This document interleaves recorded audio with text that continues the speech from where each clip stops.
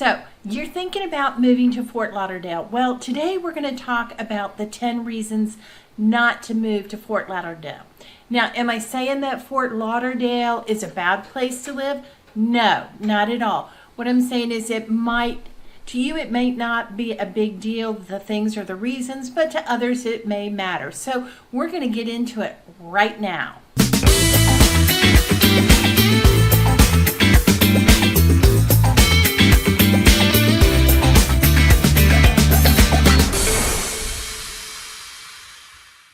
Hey, what's up everybody? This is Living in Fort Lauderdale with Kev and Suze. I'm Suzanne. I'm Kevin, and welcome to the Morris Group. Welcome to our channel.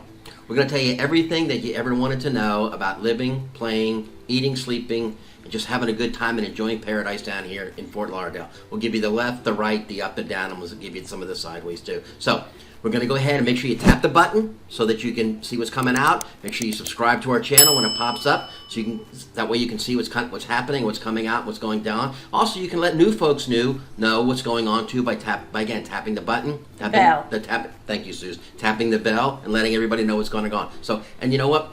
Honestly, we love it when folks do that. We get all kinds of information, all kinds of requests. Okay, so just let us know. You can reach out, you can call us. We are the folks that answer the phone. You can shoot us a text. We'll go ahead and answer. We go ahead and respond right away. You can DM us and you can email us. But we got you covered here in Fort Lauderdale. And one more thing, the YouTube algorithm has changed, so if you give us a like, it will help people find our channel. Exactly. You're absolutely right, Suze. Go ahead and give us that like.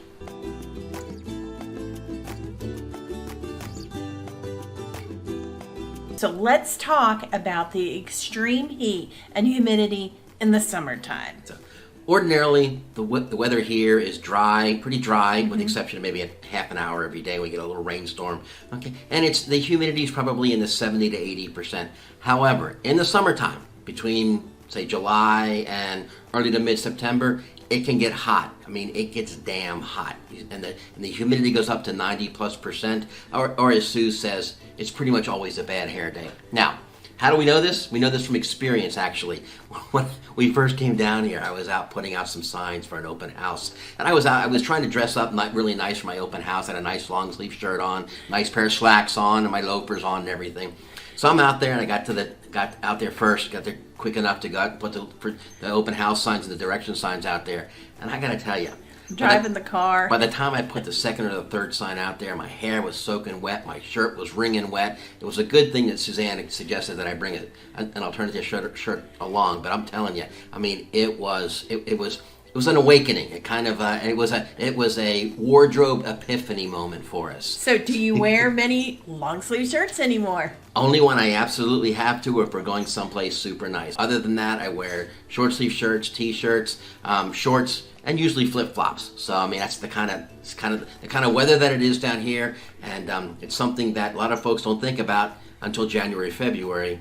But right. And another thing is when we go to the beach, you've got to make sure that you have your flip-flops on. Otherwise, we brought our grandson, and he was ready to go out in the sun. And sand was hot. The sand was very, very hot. So you've got to have your flip-flops.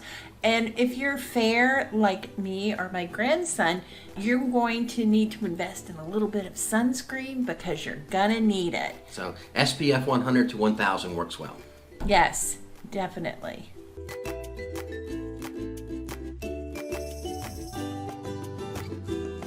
There's no sports teams down here. Okay, I mean we have in Fort Lauderdale. Okay, we have them close in Miami. We have the Miami Marlins. We have the Miami Dolphins. The University of Miami Hurricanes. We also have the Florida Panthers. But I come from Atlanta, Georgia, where basically you had UGA, you had the Falcons, you had the Braves, you even had the Freeze. That was the Atlanta hockey team that we had for a short period of time. So that was one of the things that I missed. If you're a big sports fan like I am, then basically a lot of times those live events that we all like going to, they're just not there unless you want to take a run down to Miami to go see the Canes play, or you want to go down and watch the Finns or go watch the Marlins play. But like I said, it's there's some folks that basically we need that adrenaline coming from watching our favorite teams play and watching sports. So there are no sports teams here in Fort Lauderdale.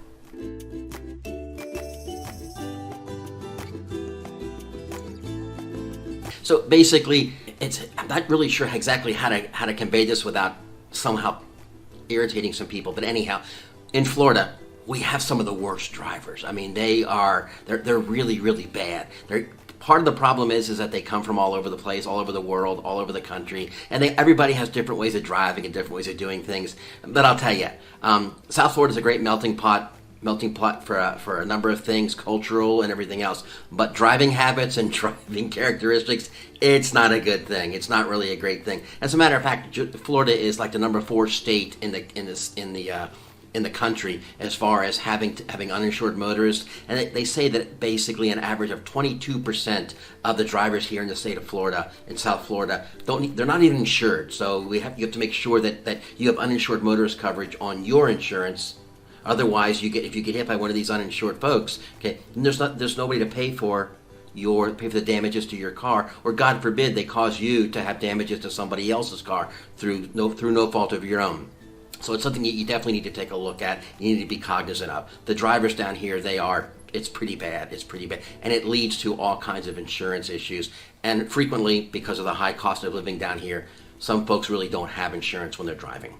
I read somewhere recently that an average of 23 million people visit Fort Lauderdale every year. So that kind of, as you can well imagine, especially in an area that is geographically constrained as Fort Lauderdale is, that's a lot of people to come down here. And we have a huge disparity of when those folks show up. Most folks show up when the weather gets bad everywhere else around the country. So from the months of, say, October through late April or early May, you have a huge influx of folks coming down here. Now, don't get me wrong, we love it when they come down, but in addition to like what we talked about before, where you have some of the awful drivers and some of the traffic issues and everything else, okay, when folks come down here, there's a lot of people that come down here. And the roads get more crowded, streets get backed up, parking becomes more difficult to find, getting into restaurants becomes a little bit longer wait time, all kinds of things that you need to be aware of.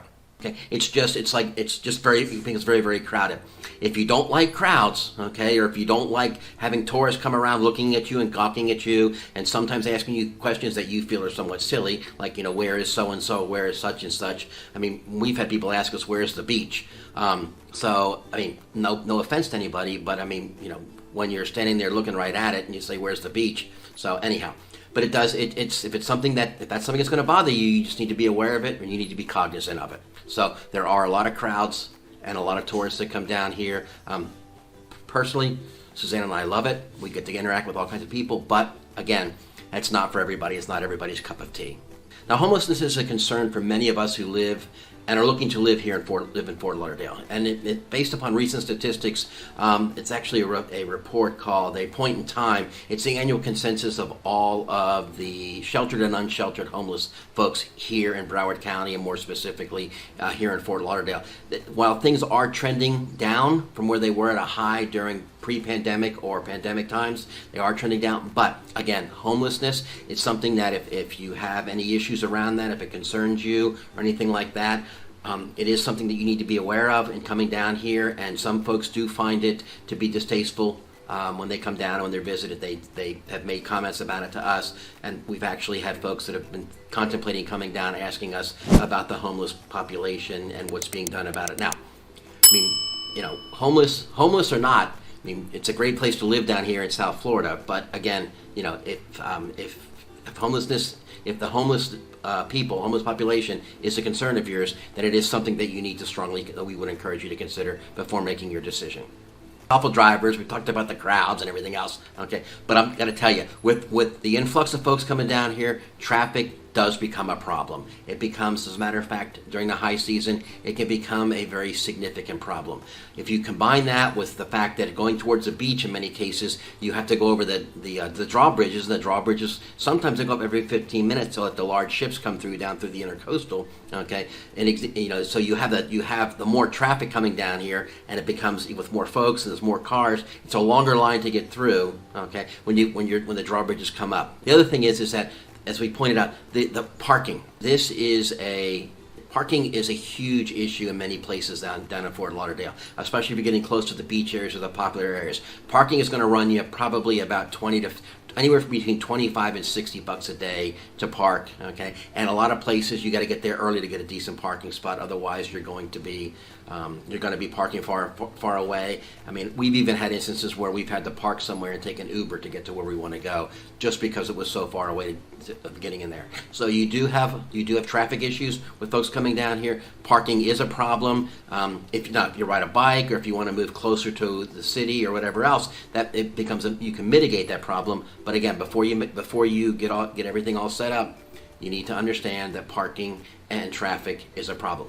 We came from Atlanta, and where basically everybody is known to have really, really bad traffic. One of our friends, though, from LA, who came out here, he basically, to him, it wasn't nearly as bad. But then he said, "Well, but I'm from LA." So, but anyhow, traffic. You need to be cognizant of it. You need to be aware of it. If traffic is something that irritates you, as it does me, then you just need to be aware of it and make sure that you consider that as part of your decision-making process.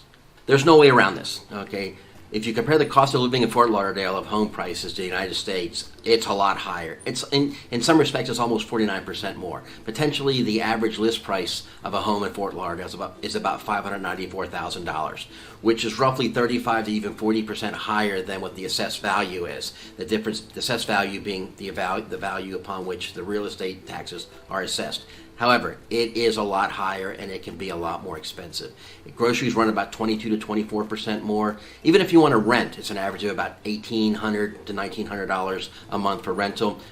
Electricity runs about $175 a month. Cell phone service runs anywhere from about $150 to $200 a month for service. As I said, groceries are up about 22% higher than the rest of the country. I mean, even healthcare, with the preponderance of all of the hospitals and healthcare providers down here, healthcare still runs about 4 to 5% higher than the rest of the country. So the cost of living and the home prices down here are something that you definitely want to be cognizant of, and you definitely want to consider as part of your decision-making process. So you may not have a much variety of home styles when you're moving down here.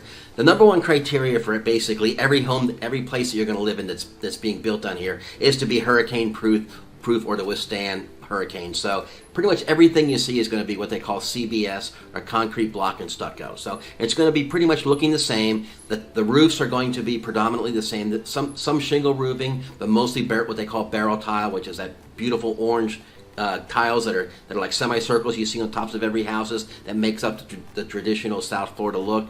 Although a lot of folks have been moving towards metal roofs. Last a little bit longer, cost a little bit less.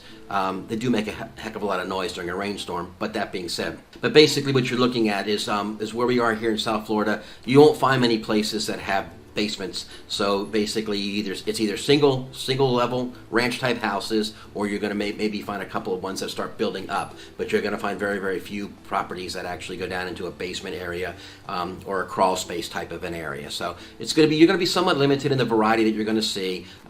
Again, if you build up, you can kind of move out, make some accommodations to it. But again, it's going to be basically concrete block and stucco. And the number one criteria, as I said, is going to be built to withstand storms and hurricanes. You don't have a lot of flexibility in the types of windows you're going to have. Most of them are going to be impact windows, or those beautiful accordion shutters that most folks see coming across homes that are a little bit older. So again, things to consider when you're coming down here. Like if we're coming from other parts of the country, you may have a lot more variety of the types of housing that you see and the styles. So I speak from experience on this one. Everybody in coming to Fort Lauderdale experiences fire ants, okay? They're these little red ants that you don't think much about them. I thought they were sugar ants at first, but I'll tell you, these little suckers, they can bite. Now, unlike most ants that can bite, most ants when they bite once and that's it, they're done. These little suckers, they'll come around, they'll bite you 2 and 3, 4 times, okay? And they have a little bit of venom inside that causes a little white pustule. And, and for goodness sake, do not scratch it, because it makes it worse and it could get infected. But I mean, I don't know of anybody who has spent any amount of time down here in Fort Lauderdale that hasn't at least seen them, or have been foolish like me and ignored them and had to experience the pain and the discomfort and everything else that goes along with doing it. You're going to see them. You're going to see other insects too, but these are ones that everybody's going to see, and these are probably some of the most problematic ones. So be aware of it when you come to Fort Lauderdale. There's going to be fire ants. You need to manage your tax situation wisely. Now, while Florida is one of the few states in the country that doesn't have a state income tax, okay, and as a matter of fact, my understanding is that for 2023, it's actually number 4 on the list of the most tax-friendly states in the United States. However, the taxation authorities, the states and the local governments, they need to get their money somehow. So basically, you'll see in some cases, you'll see a little bit higher real estate tax rates. Some cases, you'll see additional taxes that are added on the sales tax. Here in Broward County, where Fort Lauderdale is, the base sales tax is 6%. Sometimes you'll see additional taxes that are put on for certain things, perhaps certain luxuries and whatnot. You need to be aware of that. You need to be understanding and be cognizant of it. And just because you're not paying state income tax doesn't mean that that you're not going to be paying any kind of taxes at all down here. We do have some of the highest real estate tax rates and some of the highest real estate tax prices in the country here in South Florida and in Fort Lauderdale. So, if you're new to the channel or are returning, why don't you go ahead and check out our video log, our library. We have many videos on Fort Lauderdale and the surrounding areas, can answer some common questions. So please reach out to us, email, text us, slide into our DM. And if you have any comments, go ahead and drop it below. We appreciate it.